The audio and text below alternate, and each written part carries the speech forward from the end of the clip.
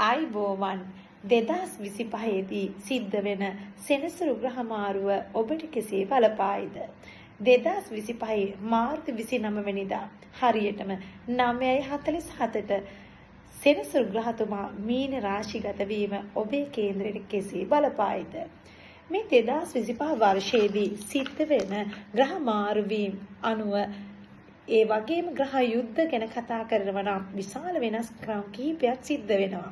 ග්‍රහ මාරු වීම 47කුත්, ග්‍රහ යුද්ධ 15ක්, ඒ වගේම චන්ද්‍රග්‍රහණ, සූර්යග්‍රහණ 4කුත් සිද්ධ වෙන කාල සීමාවක් තමයි මේ 2025 වර්ෂය.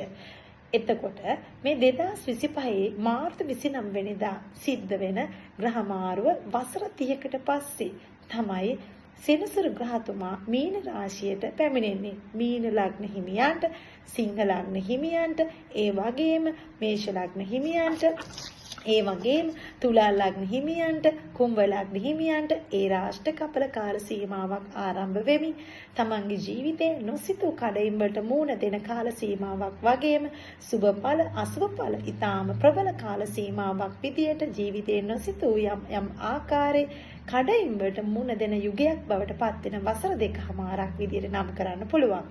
ඒ වගේම බොහෝ ලග්නවලට තමන්ගේ ජීවිතේ නොසිතූ තරග ජයග්‍රහණ, දරුඵල, නව නිවාස, ඒ වගේම නොසිතූ ධන වාසනාවලට වගේම විදේශ ගමන් තමන්ගේ ජීවිතේ මෙතෙක් කාලයක් කරගන්න බැරි සමහර බොහෝ දේවල් වලට ඉටු කර ගැනීමට සුබ නව කාල සීමාවක් වශයෙන් ඉදිරි වසර දෙකමාර මේ සෙනසුරු මාරුවෙන් ඊටාම සුබ වාසනා ගෙන එන්න හේතු වෙනවා.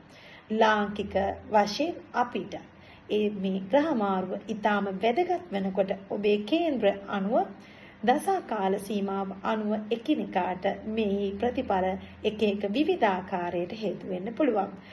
තමන්ට කේතු දසාවක්, සෙනසුරු මහ දසාවක්, එහෙම නැත්නම් ග්‍රහ තත්ත්වේ නීච සුභඵල අනුව මේ ග්‍රහ මාරුවේ වෙනස්කම් ඔබට දැක ගන්න පුළුවන්. අනුව මේෂ ලග්නයේ උදාහරණයක් විදියට වසර 7මාරක ලග්නේ රාෂ්ටකයක් මේ ග්‍රහ මාරුවෙන් මතු වෙනකොට ඉදිරි කාල වකවානුවේ තමන්ගේ ජීවිතේ නොසිතූ දේවල් වල ගැටලු සහගත සහ තමන්ගේ ජීවිතේ යම් දේවල් වල බලාපොරොත්තු සහගත නොවන ආකාරයේ දේවල් වලට මුහුණ දෙන්න තියෙනවා.